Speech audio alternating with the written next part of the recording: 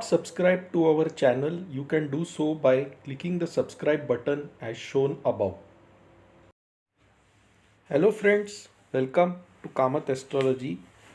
Today we will cover a very different topic. We will explore something called as soul contracts. So in this video we will try and understand whether the situations that we encounter, whether the people we encounter and the experiences we get from the situations and the people, what is it exactly? Why does it happen? And is there a contract our soul enters with other souls in the universe? So now to understand this, I am sure all of us must have watched some movie, film or play at some point in time. What is a movie all about? A movie is about entertainment. And what happens in a movie? In most movies, there is a hero, there is a villain, there is a love scene. Some events happen, such as accidents, separation between two lovers, and there is a villain who comes into the film. He makes life very difficult for the hero. The hero finally fights the villain, and most films end with a happy ending. Some of them end with a sad ending. So on the screen, this was a 1993 film called Damini, where Meenakshi Seshadri was the heroine, Amrish Puri was the villain, Sunny Deol was the hero, and Rishi Kapoor was Meenakshi Seshadri's husband in this movie.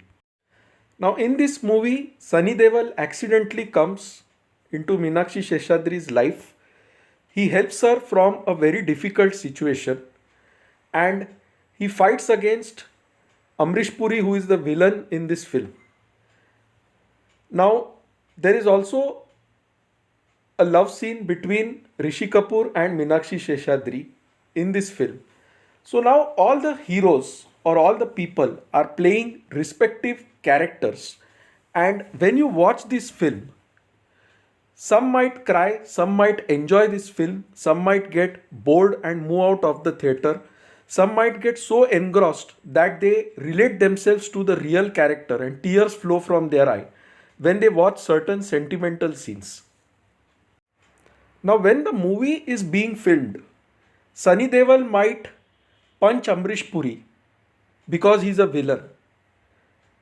Amrish Puri might cause certain problems for Sunny Deol.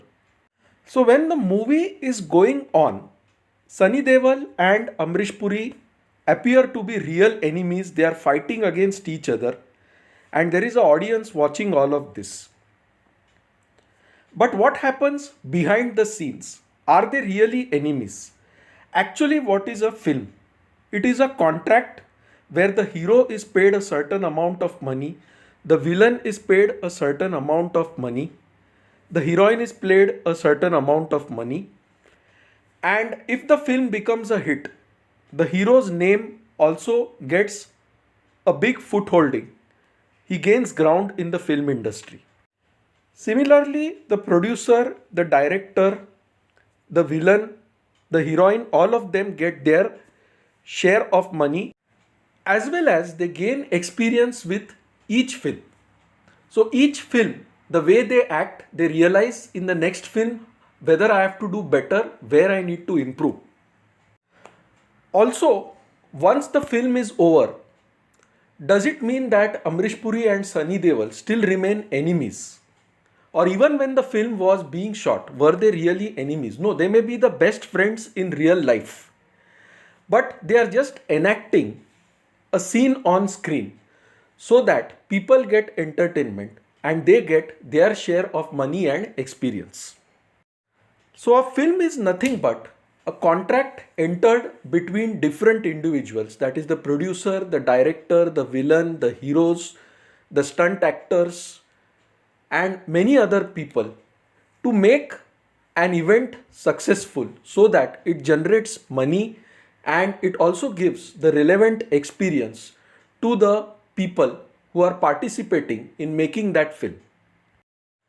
Now, if you understand this concept, you will also understand that our life on earth is actually like a film, and there are different people who come into our life. Some of them may seem like villains, some of them may seem like saviors or heroes, some of them may seem like gurus or teachers, some of them may seem like children, some of them may seem like grandparents or elderly people. Each one is playing his respective role. And so your life is actually a contract with other souls, in the same way that the film is a contract between different actors, different villains, producers, and directors. So basically, you are here to gain certain experience. Your soul seeks certain experiences to enable it to move towards the highest realization. And to gain those experiences, you enter into a contract with other souls who also have certain objective and help you gain that experience. Now, what happens once a film is over? Once the film is over, the actor, the actress, the heroes, the villains, they all disband, and some other film is there in which the same actor can play the role of a villain, the same heroine can play the role of an old woman, and so on. So roles change. The same actors play different roles. Similarly, life on life, we play different roles. Now, before a film starts, a lot of planning is done. How to shoot the film, which location to go to, what equipment is needed, what stunts need to be performed, what dialogues need to be written, how to memorize the dialogues, how to play out the dialogues. There is a lot of groundwork that is done before a film is actually made. And who does the groundwork? All the actors, all the actresses, the heroes, the villains, the producer, the director, they all come together and they do a planning, a detailed planning, and then the film is shot, and then it is sent through a censor board for clearance, and finally it is displayed to the audience. Now, before the actors begin acting, before the villains begin acting, a contract is signed out, and in that contract it is agreed that so and so remuneration will be paid to every actor, so and so are the terms of that contract.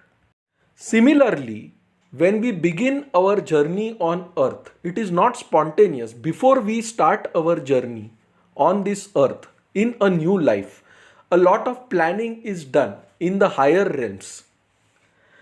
The soul, along with the higher spiritual guides, God, does a lot of planning, and the soul tries to gain certain experience. It says that I need certain experience, and accordingly the soul waits for the right moment till it finds the right set of parents who can provide it that experience. Sometimes the parents may live for a very short time, and the soul may be take birth in a family and then it is adopted by somebody else. Now this also is not by accident. There is a lot of planning that happens in the higher realms before a soul actually incarnates on the earth. So like the film is shot, and before the film is shot, all the contracts are agreed upon.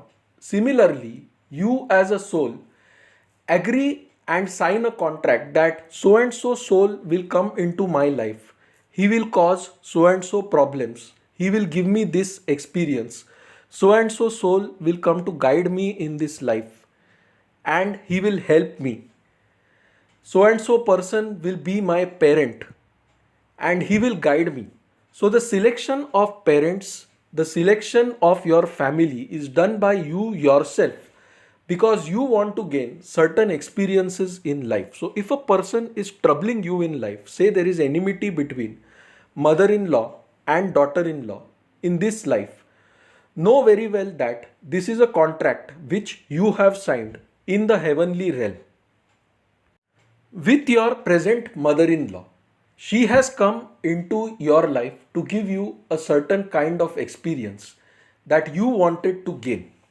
Now, in the next life, or maybe in some other life, it is quite possible that she becomes the daughter in law and you become the mother in law. The roles get exchanged. So, the point I'm trying to make is that understand that your life is actually like a film.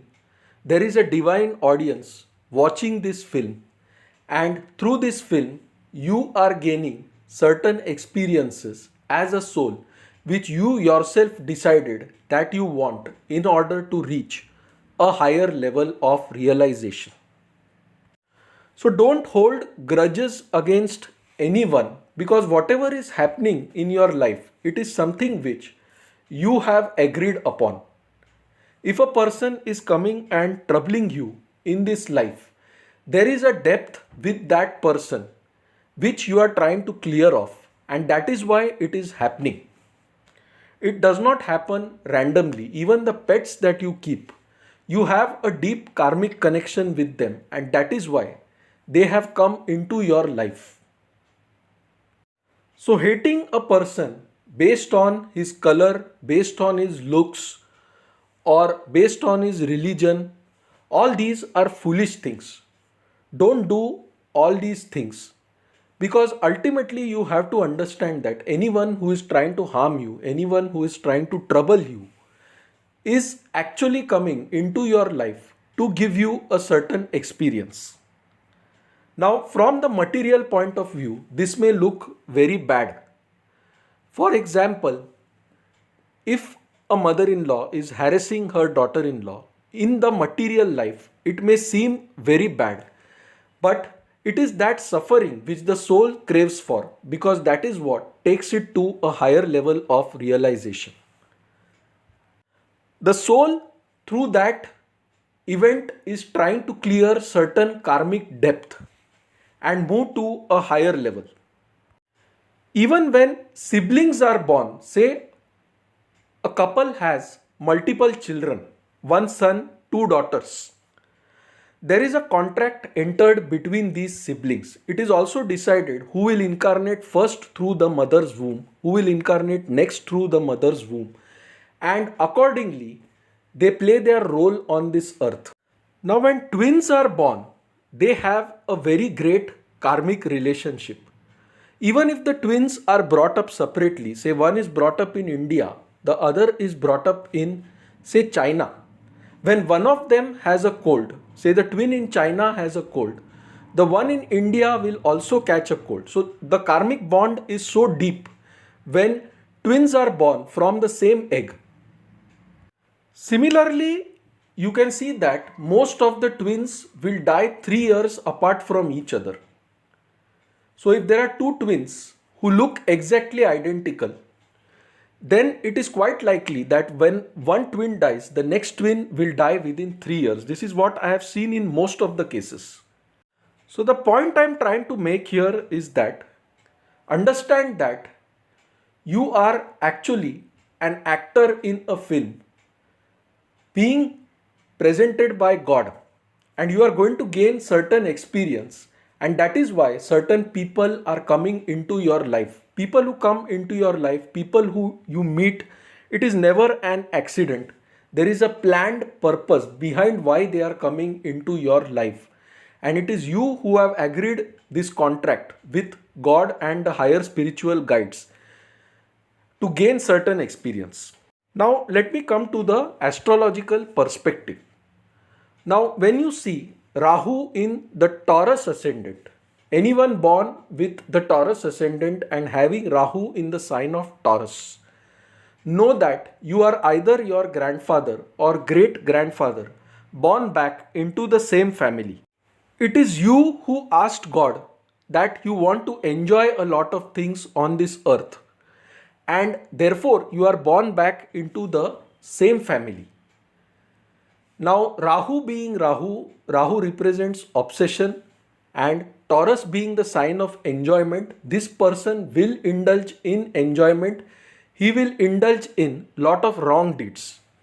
But remember that there is a karmic purpose behind this also. That is what the soul wanted to do. That is what it wanted to gain. Similarly, when you have Jupiter in the ascendant, Jupiter represents higher knowledge. You are from the realm of Jupiter, and Jupiter always wants to help others. So you are born basically to help others. You decided that you want to come down on this earth and help others.